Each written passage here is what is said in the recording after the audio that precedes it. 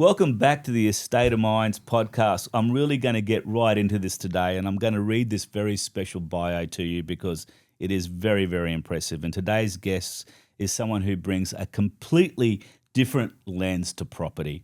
She's worked with executives, entrepreneurs, boards, organisations all around the world. So an international superstar, really. She's helped leaders navigate change, culture, and high-pressure decision-making. She's also nationally recognised and internationally recognised as an executive coach, a keynote speaker, an author, and a founder of a registered charity dedicated to mental health, suicide prevention, and also harm prevention. But we'll leave the links below to that charity because it's a really worthwhile endeavour. But here's the kicker, ladies and gentlemen. She has over 24 years of property experience and is genuinely one of those leaders who really flies under the radar. She even resides in Brisbane. And what makes this pod even more special for me today is I'm blessed to also call her a colleague, as she's one of Validum's trainers and assessors. I'm truly humbled today to meet you and to do this with you. Long overdue, Pushpa. Welcome to the Estate of Minds podcast. Thank you, Victor, and thank you so much for having me here today. I'm very honoured. Well, it's a great pleasure for us. And before we go into this, Pushpa, there are going to be people out there today whom have never heard of you until today's podcast, and I think that's quite extraordinary in itself. But why is that, do you think? So in regards to probably my real estate? Yeah, absolutely. I would say when I had my Remax franchise quite a few years ago. So yeah, we were a little known then, which was great because we were more residential, commercial, property management. Right now, my real estate career business consists of very unique, specific clientele that we work with. So last year, for example, we had one developer. They called us in to set up their sales and property management systems. We did some sales for them. And that's where I am with my real estate. So it is low key. It is with, one unique client per year. This year, we're more focused on government, which is going to take us a few months to get set up. So you could say it's a bit of a sabbatical this year. We're just exploring new avenues. But you do have a lot of passion projects, don't you? You do many, many things. Trainer and assessor is one of them, but really you do have many hats that you wear. Yes, I've been an investor in real estate for, I think, over maybe 30, 40 years now. Fantastic. UK, definitely in Australia. I actually came here with 10 properties off plan when we first moved here in 2008. I'm trainer and assessor. I love teaching, and I think teaching is the one thing that I don't want to let go of. It keeps me current in the industry. So thank you for the opportunity. No, we love the fact that you're with us. Yeah, absolutely. I think our students are very blessed to have someone of your expertise work with them in that regards. And this is one of the reasons why today I wanted to explore this podcast, because many of our alumni will be listening to this, and it is part of our program and part of our curriculum in our course. That's one of the things with the real estate where we're going right now. So we did research over the last few years, and we thought, well, what is it that the market is looking for right now, especially on the government side and addressing apparently the housing crisis that's coming? Yes. And as you know, we have a charity, the Women's Mentoring Foundation, very much focused on helping women get back into industry or work. So as a woman of, diverse culture, somebody that does real estate, somebody that helps a lot of women, we found that was the avenue of where we want my real estate business to go. So we're very emphasizing on the fact that it's 100% women-owned. Mm-hmm. It's multicultural, so culturally and linguistically diverse business that's Fantastic, run. Yeah. And also wanting to address this crisis that's coming. Well, that's one of the reasons why I've got you on the pod today, because we know that you have an immense knowledge and a lot of expertise. And I think it would be unjustified of me not to be able to kind of quiz you today on a few things there. Sure. So I'd like to start, Pushpa. If someone gave you the keys to Australia's biggest real estate company tomorrow, what's the very first thing that you'd be changing? So if I was to walk through those doors as a person that does appraisals, we're looking at everything, even though we're not looking at everything. So we're using our peripheral visioning.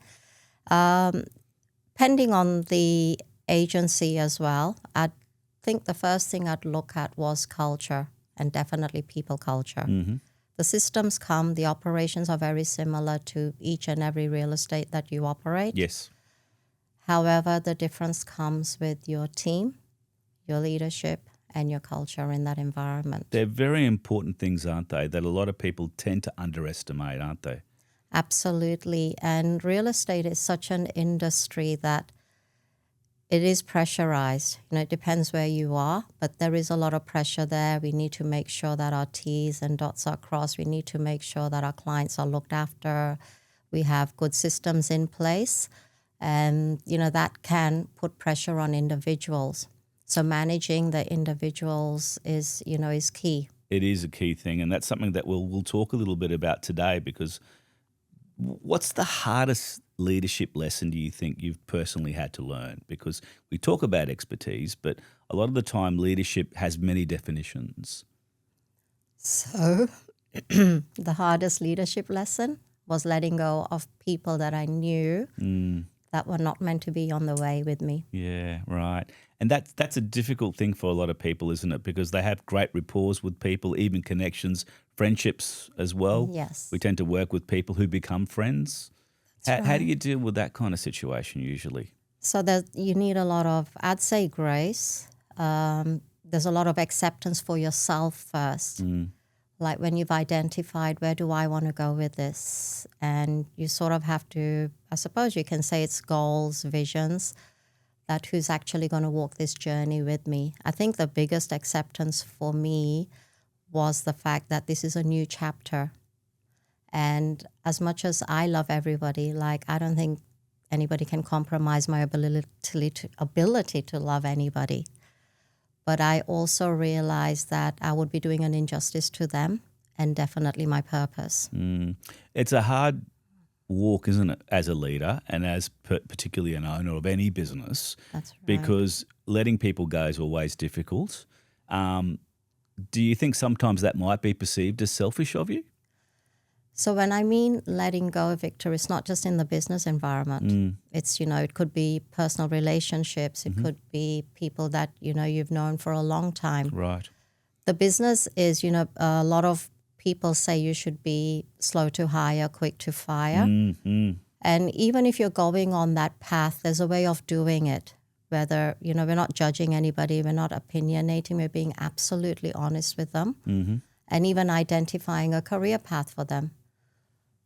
But as a leader, we need to have that observation. We need to have that insight as to what's the best thing for that other person. Because a leader wants to get that person to be at the best optimum level for them and their journey. That's the challenge, isn't it? Yeah, and sometimes their journey is not going to be a part of where we're going. So that leads me to my next question. Can someone become an exceptional leader, or are great leaders born? So if you're making a decision, you're a leader. I believe every leader is born. How you grow in that leadership is definitely up to you. So there's a time in our lives where we do make decisions. There's a time in our life where we, identify our growth, or do we just want to stay where we are?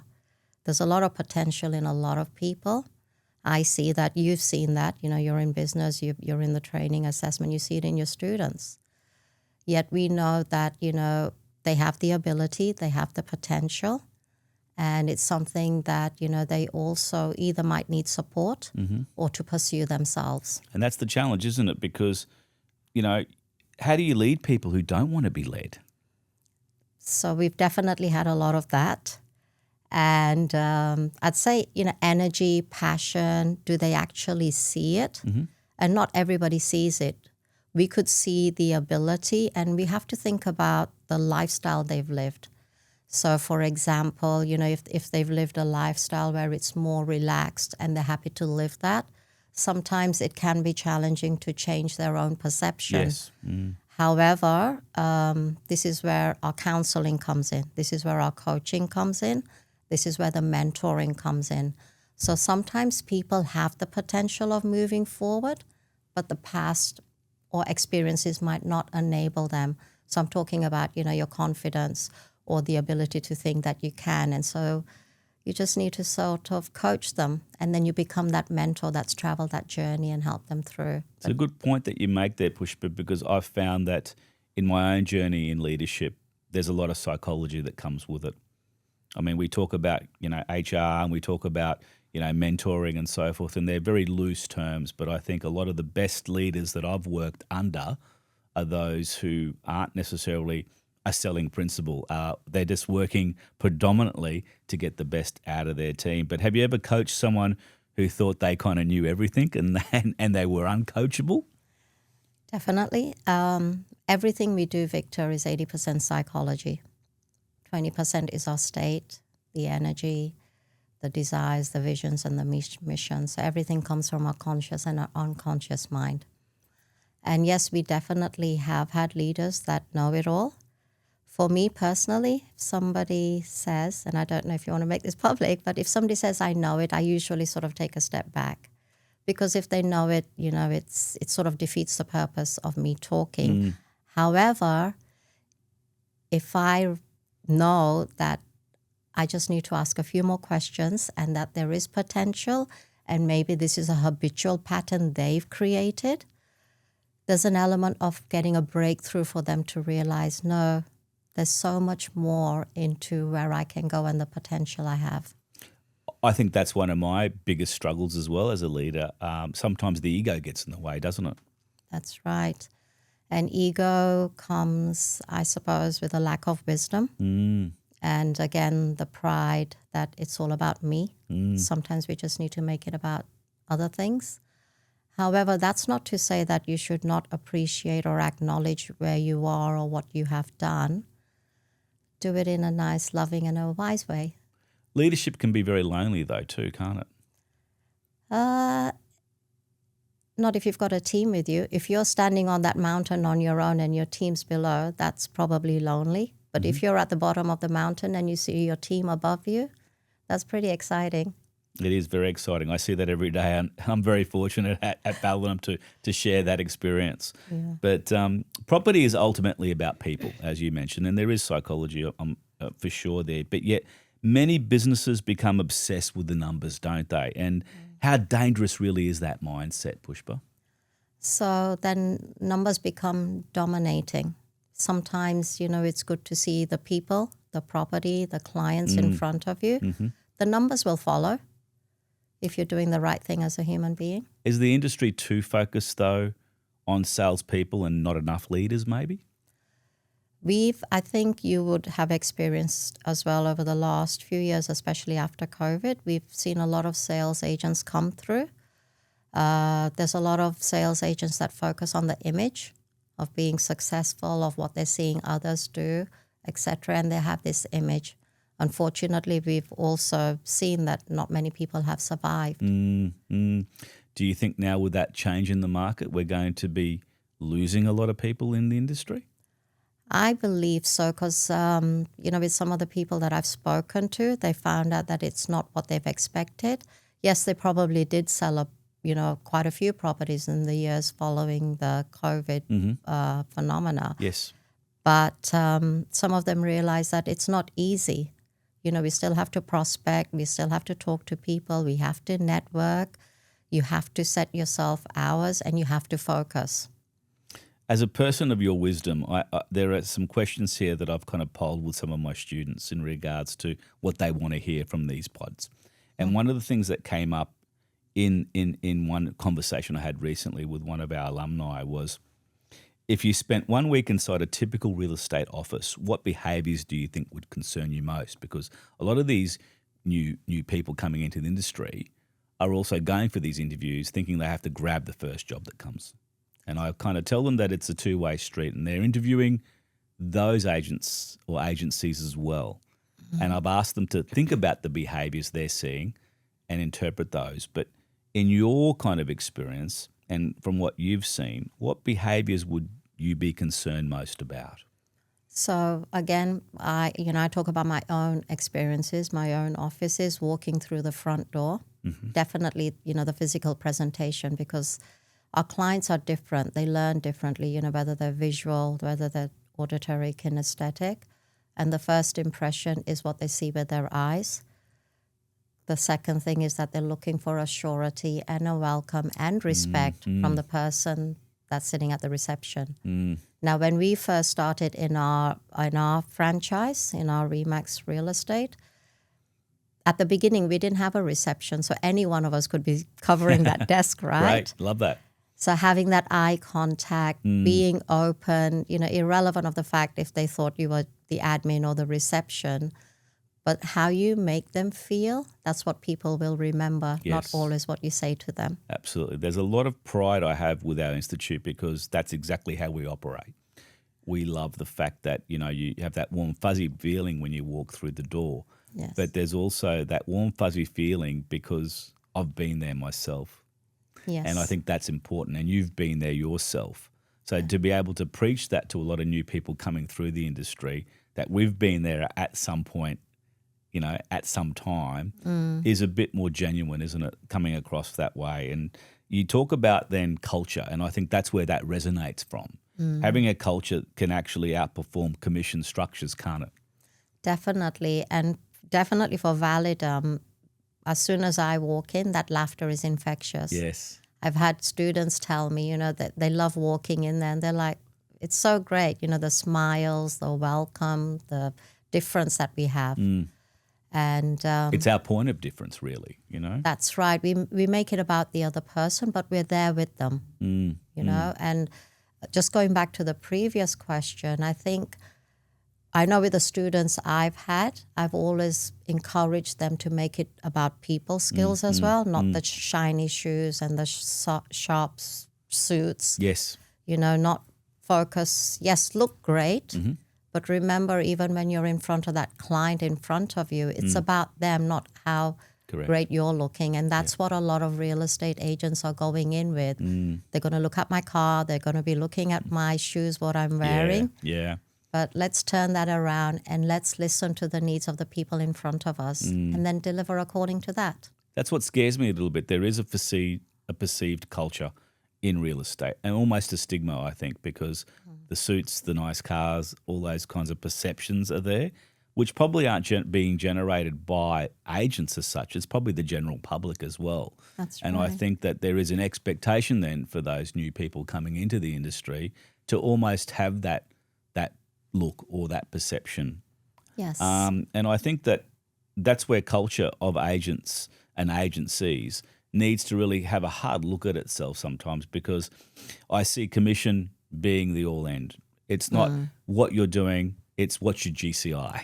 Yes. Are you feeling that a little bit in the industry at the moment? Yes. So commission's great. They'll get it. That satisfaction lasts a little bit until the next one comes in. Because this brings me to the next question here. Do you think people genuinely want success or just the appearance of it? Because in real estate, there's that genuine appearance obviously there, but I'm not too sure whether that success is warranted sometimes. So success is different for every person, right? Success for me might be that I've walked out of an appraisal and I've made a difference to that person and I might never sell that property.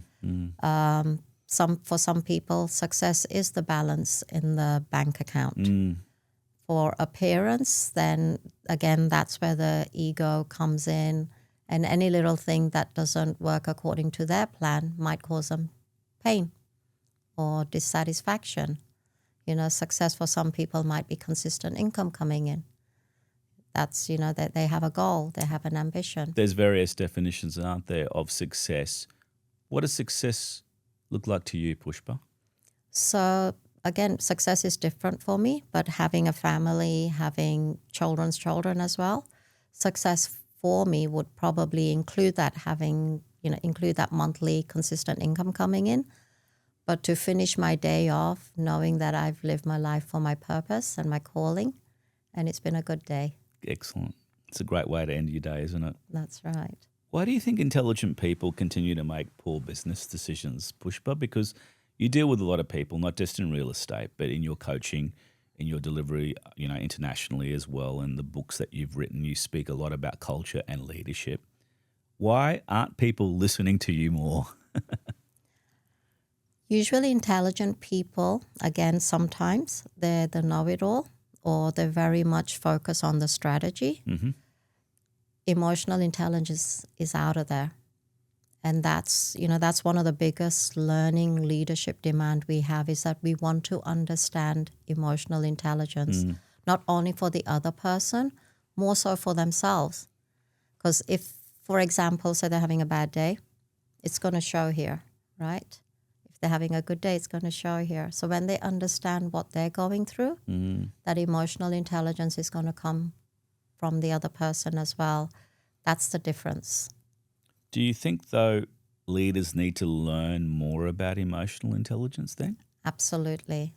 It should be a part of the criteria in the learning curriculum, because we're dealing with human beings, not machinery. So if I was a student coming to you and looking at being coached by you, and you've identified that emotional intelligence needs something that I would be working on, what would that look like to you? I'd definitely do a lot of role plays, because the other person would need to experience. Definitely asking their understanding of it first, because we have to remember we've been brought up differently. We have different environments, backgrounds. I've worked with children from the age of, I've taught in year 6s and 7s to 11 and 12s. And the lack of emotional intelligence is scary. I've had youth ask me what love is. And in today's day and age, if we can make a difference in one younger generation, we know that it's going to go on to the next generation. So tell me, how much of success is strategy and how much of success is then emotional intelligence? Strategy forms a part of emotional intelligence. Strategy is like a goal. You sit down, you do a business strategy. It's a part of your lifestyle. Emotional intelligence is you as a human being. That's a great answer to that, and that leads me to this next question too, because, we talk about strategy and emotional intelligence, and you hear all these buzzwords all the time, but does confidence and competence usually arrive together, or do people often confuse them, do you think? Different. You might get a confident person, but they might not be competent.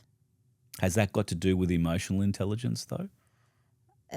It would come with upbringing. It would come with, how they see themselves. Confidence usually comes in when you believe in yourself, when you have faith in yourself, when I think with a lot of people, if they're coming from a place of integrity and have ethical values, competency, it's part of the journey. So, for example, you're driving a car or you're doing the real estate course, it becomes natural, right? It might be something that you're born with. Your parents have a business. Like I've had a business since I was age 11. I got my first entrepreneurial award at the age of 11. Wow. It's my nature. It's in your business, DNA right? there, isn't it? Yeah. Exactly. So it's not saying I'm competent. There's always another level to learn, always. And I would never say that I'm an expert in anything. Competence is hard to fake, but confidence is, though, isn't it? Yeah, confidence could come from the fact that that person don't believe in themselves when they do, or they've had a bad experience and it's compromised that. They're used to just being in the background, which is fine, because sometimes our quietest people are the more confident, and they're the ones that will bring in the results. And we saw that in COVID, right? We had the leaders that didn't know what to do. And then we had the people that were on the ground that actually brought it to, to a level that it was operating. Yeah, absolutely. Has the industry got a lot to answer for, though, with fake confidence, do you think? Again, it comes back to the image, Victor, right? There are a lot of successful people out there. Somebody might get the image and say, this is what I want to do. We just have to recognize that we can't be somebody else. That person's already been taken, but we can use their tools and resources to help us get to that space. And, it's not going to happen overnight. So persistent, patient, consistency, and recognizing that you're growing. Easy words to talk about, Pushpa, aren't they? But sometimes they don't come as naturally to some as others, right? And that's where counseling and coaching and mentoring comes, because we've all got it within us. Absolutely, yeah. Sometimes we just have to dig a little deeper sometimes, don't we? That's right. And with confidence, people who have a lot of confidence tend to have a lot of ambition, right? So one of the things that I find sometimes is, can ambition be a little dangerous, do you think? Can ego destroy an otherwise brilliant business or a brilliant real estate career?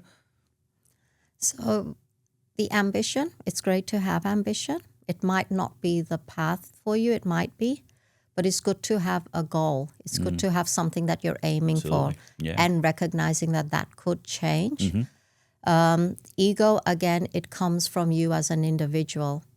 If I was to say, let go of anything with your first questions, is to do a self-reflection on yourself and think about, what can I take with me? Does this industry need ego or arrogance? And it is, first of all, accepting that I am coming from that place, and then also replacing it. So, we talk about the half glass full, half glass empty. If it's a full glass, we're going to take something out of it. Mm-hmm. But then, be ready to put into place that's going to serve you and serve that ambition that you want to go for. Has social media got a lot to answer for then in creating those ambitions and maybe those confidences and the fake kind of audience, so to speak? Definitely. I mean, minimum, 2.5 hours people are scrolling on social media. Somebody might Not have all of 10. us. Yeah, well, somebody might have 10,000 friends, but have they even got one friend? Yeah. There tends to be that kind of ego around, but almost, dare I say, I don't want to use these words lightly, imposter syndrome happening a lot out there. Are you seeing that with a lot of the coaching that you're delivering these days? Is there that sense of imposter syndrome coming through? Yeah, I see it every day. And that's where, coming back to the ego, the people that are overconfident, sometimes I'll know that even though they're coming from this imposter syndrome or that place, there's something more going on. There's something going on in their life that's making them think that I'm overly confident or I can achieve this. Like you're saying before, that they think they're successful, but they're not. How do you dig deeper there, Pushpa? Because you've got obviously those skills. Are there little techniques that you use? Share a few with us today. I think, first of all, the eye contact. Yep. And then the facial expressions will actually tell you about that person. It comes from years of experience. I think when I connect with people, I go in there with my heart.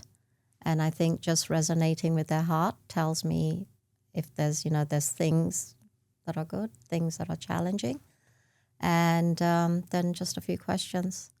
I've been told I've walked into rooms and people have been crying when I've left. Or, Cameron that I went to India with recently, he's gone to the washroom, he's come back and people are crying. So it's usually, a couple of questions, just getting them to dig deeper. What's really going on? Because verbally, it's something. Yep. But there's something behind those words that's got a deeper incentive. Give us an example of a question that you'd be, bringing someone to tears. I mean, I'd hope that it wouldn't happen, but it does, obviously. What would bring them to tears, do you think? So somebody might say, this is what I'm going to do. This is where I'm going to go. And a simple question like, well, is that what you really want? If they'll say that, this is my desire, this is where I see myself, and I'll know they're coming from here or they're coming from here. Right. So when it gets to an unconscious level, Victor, it becomes your habit. It becomes your personality. It becomes your character. And characteristic is the biggest thing that performs your business and its impact. Do you think, though, those characteristics are always negative, though? Can they be positive as well? There's a lot of negative there. There is, in today's world, there is a lot of negativity in our characteristics, and there are positives. We've got to remember that we're human beings and everybody goes through something. That's why we don't judge, we don't opinionate, we give them the space.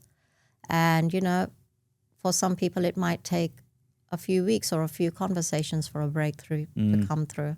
Some people are so ego or arrogant, they don't see anything beyond that. But when they do realize, then comes the release.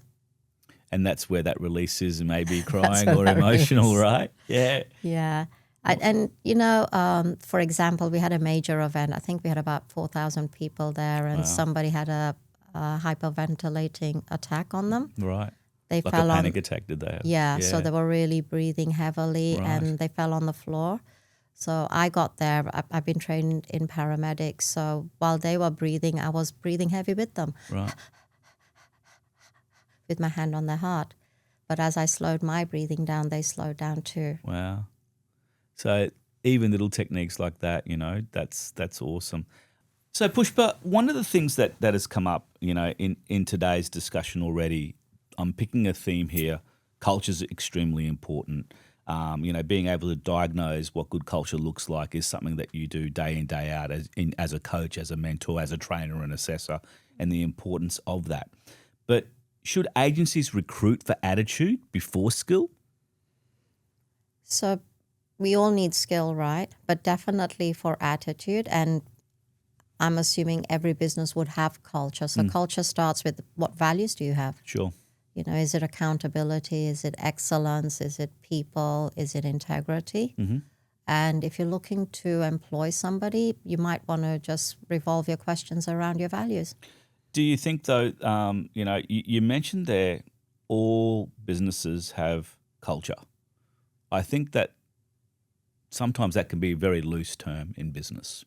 Yes. I didn't recognise what culture really looked like until I started at Paladin, because a lot of culture in the real estate world revolves around data, figures, commissions, GCI, attitude, ego, things like that. Is that painting quite a stigma, do you think, on our industry? If you just had that in place, definitely. And there are very successful people in real estate industry that just go by that. It's their culture. They're very strict on their guidelines and it's very system operated. So they're very strong on their systems. Can that be good for culture or bad for culture, do you think, being strong on systems? Yeah, I've for some people that I've spoken to that have worked in that industry, I found that they're either exhausted, you know, trying to live up to it. They're tired. They want to continue because they don't want to be seen as a failure. And it's not the fact that the culture in the industry is putting them down. It's because they have put expectations on themselves that's not meeting that culture. Or, yeah, it might be meeting the culture, but it's doing it at an expense. Real estate's changed a lot in the last few years. Now, there's a lot of new regulations, there's new tenancy laws, there's AML, and there's a whole lot of things now being created. I mean, the qualification for real estate officially only became one in 2022. Right. So it's still relatively young. So there's a lot of regulation in Australia and government policy around real estate. Do you think that's hindering maybe culture in some businesses? I believe if the companies are adaptable, the companies that are surviving this is because they're willing to take a step back and learn from what's required new. In regards to government bringing new policies, it's very much needed because I believe real estate has been, you know, you get your qualification, you do what you do. It's been taken for granted, you know, whether there's abuse going on or, yes. You know, I'm even going to say lack of respect for the industry. So with government bringing in the CPD, AML, I think it's phenomenal. I think it's needed. It's a good thing, isn't it? Yes. It's going to hold them accountable. And the businesses that are surviving this in a good way is because they're adapting to it. Totally agree with you there. I think it is. There are some really good things happening in that space. And I think agents are going to gain a lot more credibility as a result of this. Absolutely. It could clean up the industry a little bit, dare I say. Yeah. I mean, we've had students that have been working in the industry for such a long time. And our courses open their eyes. You know, they're like, oh, wow, I never thought of that. Or, you know, we have one part of the course that gets them to explore real-time scenarios. And I get them to do the research, and they didn't realize that things around this have changed. That's interesting you mentioned that because, you know, we talked about culture and we've talked a lot about that today, which is important. But what's harder, building a great culture or protecting one, do you think, Pushpa? You've got to start to build it. More importantly, you've got to believe in it to protect it. We can have a lot of words out there to say this is our values, this is what we do, this is how we operate. You've got to believe in it. And if you don't believe in it, then, you're creating limiting beliefs in yourself and the culture. How do you get people to believe in it? Because it is something that a lot of principals and a lot of agency owners come to me with that challenge. And probably like yourself, they ask, how do you build that culture? Okay, you can say these processes and these kinds of key words that we're talking about and spinning out today, but it can mean very different things to different people as well. And in today's society, it's getting a lot more difficult to get people on the same page. How do you go about doing that? For sure. Well, first of all, you can't make anybody believe anything, right? And that's why when we're doing interviews or when we're meeting them, a lot of our questions are directed to see the responses they come with.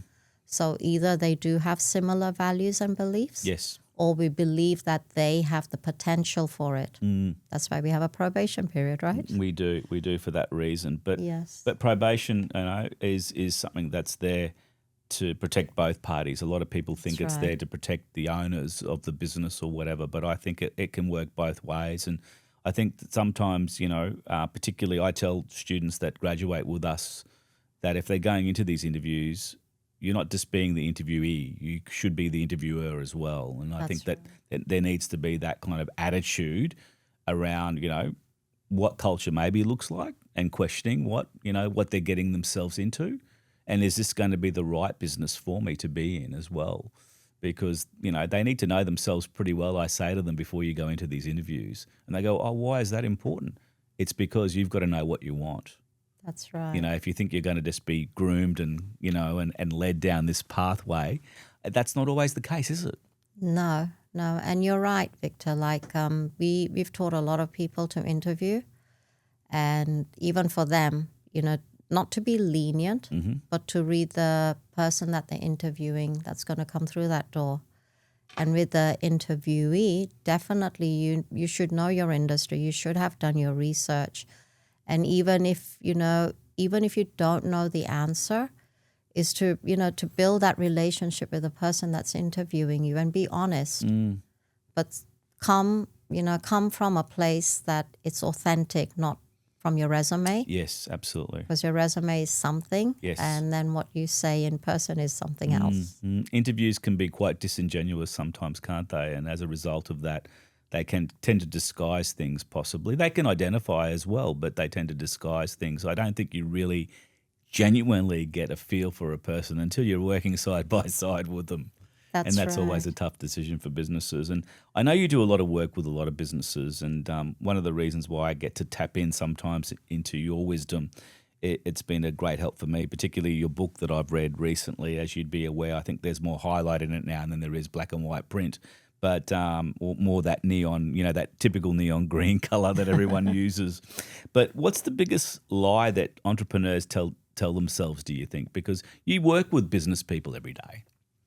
And you see this very openly, and I'm sure that you see this with the students that you teach, the people that you coach. But, these days the word entrepreneur is thrown out there quite, almost disingenuously, I think sometimes.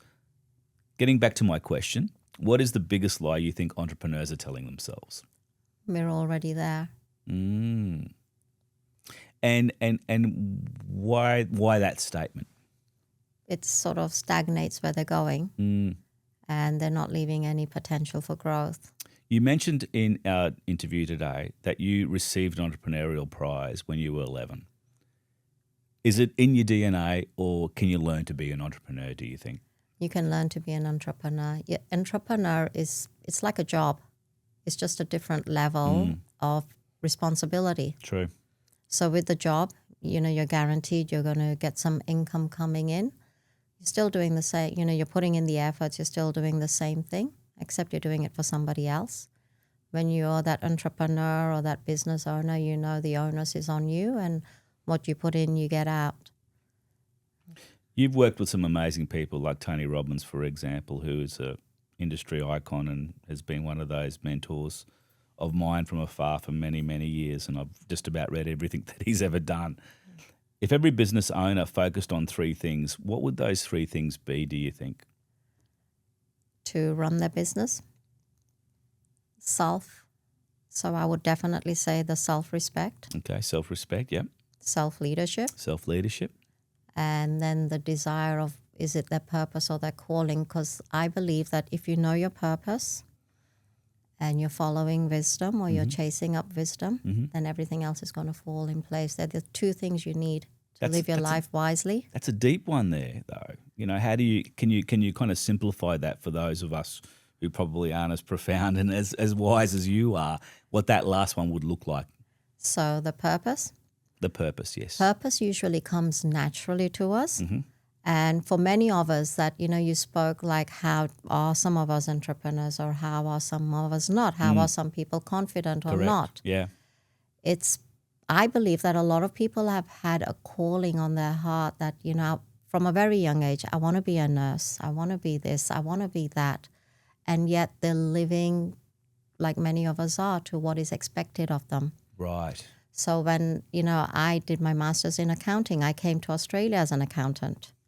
But my desire has always been to understand human behavior, and I started learning psychology at a very young age. Started learning why do people do what they do. Because when my mom died when I was 11, it was, how come when mom was there, everybody was there for us, and now she's not, and nobody's here for us. And the same thing happened when my husband died. So I wanted to understand, why do humans do what they do? Hence the reason studying neurology for so many years. So that purpose in my heart, I knew from a very young age that I love people and I want to help them. The accounting, I could not understand why I was studying that, but I realized it was to, get us through a tax issue in the UK. And then secondly, it was going to be my ticket to Australia. Wow. Who was to know? You've had a lot happen. I mean, you lost your mum. You win an entrepreneurial award. You've lost a husband. Do you think that's made you a better coach as a result of these life events? At that very young age, Victor, and I'm being honest with you, I don't think I've really sat down in a corner and thought I'm a victim ever. Even with mom, even though it took me 9 years to get over her death because she was only 42. But I've never sat in a corner because, I had things to do. Even with a husband, I had things to do. But it wasn't that I didn't give myself that gift of just grieving when I had to, as and when. And I think the fact is that I just kept going. There's always something. There's always something that needs doing. Wow. That's why you've got to tap into this, ladies and gentlemen. If you get a chance to sit down with Pushpa for 5 minutes, it's going to take longer than 5 minutes, rest assured there. I'm going to move in a different direction now with the conversation today, because it is a word that we're hearing a lot more about. And it's actually two words, artificial intelligence, and it's almost changing every profession, as you'd be aware. We talked a little bit about emotional intelligence earlier. We touched on that. But will emotional intelligence become the biggest competitive edge that agents have in this new age of AI, do you think? I think there's a lot of work to be done there, Victor. Like at the moment, we've seen it, with people that they're using AI. Yes. There's no understanding. If you don't have understanding for something, you can't perform, right? How are you going to take that to another level? True. So for people to, and, we're innovative. We bring on the changes, right? But we also need to put in the human factor. We still need to add in the people skills. Right. Yeah, words are words, but the meaning to those words and the understanding are a different thing. So don't you think then, is real estate threatened by artificial intelligence, or should we embrace it? We have to embrace it. The whole world is moving. We cannot knock it. We did in 1975, we didn't have computers. But we have them now. Yes. Today we have a computer in our hand, and we can talk to anybody across the globe. It's quite amazing, isn't it, now? Yeah. If we adapt that AI and not change our culture and not change, like I said, the human factor, then we're just going to bring it in comfortably. There's that word again, culture. It seems to just adapt in its own way, doesn't it, and evolve, I suppose. Is artificial intelligence going to evolve culture? Robots are robots, right? until they become that movie that we've seen and or movies. Yes, we won't go into that one. Yeah. What qualities do you think will define the next generation? Do you think of these agents? Is it going to be an AI one and a culture that embraces a hybrid kind of approach, as you pointed out, embrace the AI but still have a human touch to it? Do you think that's the kind of way we should be going forward? Definitely with the leaders. So if the leaders or the owners that are running these agencies, if they understand what's happening, like I said, the adaptability, it takes time. They're bringing it in and slowly bring their teams to understand that not everybody welcomes change, right? Yes. Change management is huge. First of all, your team are going to feel threatened, or they feel that, they're going to be devalued. So there's that assurity. But we as leaders need to identify just exactly how it's going to impact our industry and our business. And it is. It's going to have a big impact. It already is. And when businesses say our people are our greatest asset, do they genuinely believe it, do you think, or is it just written on the website? I still believe that my people are my greatest asset. And I think that, if I see one team member smiling and happy or comfortable enough to come and tell me there's things going on in their life and they just want a 5-minute chat, that's my greatest asset because I know they're going to go out there and they will deliver. So you appreciate when I say, hey, when I come into you. That's good to know now. I'm not hassling you, Pushpa, when I do so. She's our wise sage at Validum, ladies and gentlemen. So and gives me a heck of a lot of pointers, even though she probably doesn't realise how much she actually influences me. What question should every CEO ask themselves every Monday morning, other than having a chat to Pushpa? That's an interesting one, Victor. I've worked with a lot of CEOs, and you'd be surprised at how many call me on a Monday morning and say, we've got a big week ahead. Right. What should we do? I mean, one of the largest water companies used to come and get me to do yoga for them on a Monday morning. Wow. Just to get them centered. But it's good. So when you verbalize something, yes, or even when you're writing it down, yes, or when you're talking to somebody, it sort of gives it more clarity. Sometimes when we're thinking about thoughts behind our head, we're overcomplicating, knowing that, we're going to get 6,000 thoughts. So let's put it down, or how do we express this more? Whether it's talking to somebody, just gives you a little bit of clarity and identifying what's coming. Right. So sometimes if there's a big week ahead, maybe you might even visualize, what are the outcomes, your thought processes, how do you communicate with that other person? Yes. More importantly, how are you going to go in there with it? And that's something that I know you've told me a few times as well, and I have appreciated it. And I think if we interviewed every employee that you've ever led, what would you hope they'd all say about you, Pushpa? What can I say? You know me. Unfortunately, that's a hard question for Pushpa to answer. Those of us who have known Pushpa for a very long time know how humble and modest that she is. So talking about herself sometimes isn't always something that you like to do, is it, Pushpa? No. And, it's a God's gift that despite the journey that I have, I see everybody as a child, Victor. I really do. I see everybody, irrelevant of your age, your background. And I think, somebody that comes from that mother figure, it's a different ball game. Like, where do you want this child to be? That's very profound. And I'm going to do a bit of a quick fire round with you, because this is what everyone loves to hear, these little elements in our kind of pod. And here we go. I'll start off with this question. What's one excuse successful people never use? One excuse successful people never use. I need more. I need more. If every CEO had to wear a warning label, what would yours say? Come to me when you want. Ooh. If you could ban one phrase from business forever, what would it be? Arrogance. This is a one-word answer, this one. Leadership or management? Leadership. Profit or purpose? Purpose. Hire slow or hire fast? Hire slow. Courage or confidence? Confidence. Growth or stability? Growth. Discipline or motivation? Discipline. Mentor or coach? Mentor. Books or experience? Experience. Legacy or wealth? Legacy. Humility or charisma? Humility. Pushpa, I can imagine every business owner and principal and developer and real estate professional listening to this today going, how do I get Pushpa on the phone every Monday morning?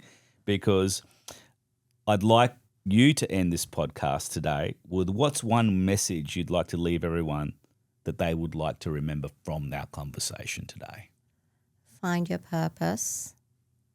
Follow wisdom. Find your purpose. Follow wisdom. Follow wisdom. Well, there you have it, ladies and gentlemen. What a conversation today. Leadership isn't about titles. It isn't about commission or profit share. It isn't about market share. Pushpa, you've reminded us that the strongest businesses are built on strong cultures, are built on cultures that are built with leaders who really want to engage and want to better themselves. As you said, we're all children wanting to grow. And if today's episode challenged you in any way to go seeking even further about your leadership or your business or your real estate legacy, then I think you really need to subscribe, leave us some comments, or maybe even get in touch with Pushpa. I'll leave those details below so you can get in touch with her and how you can connect to her website and her legacy projects with the charities and so forth that you do. And until next time, stay safe and thanks for listening. Bye for now.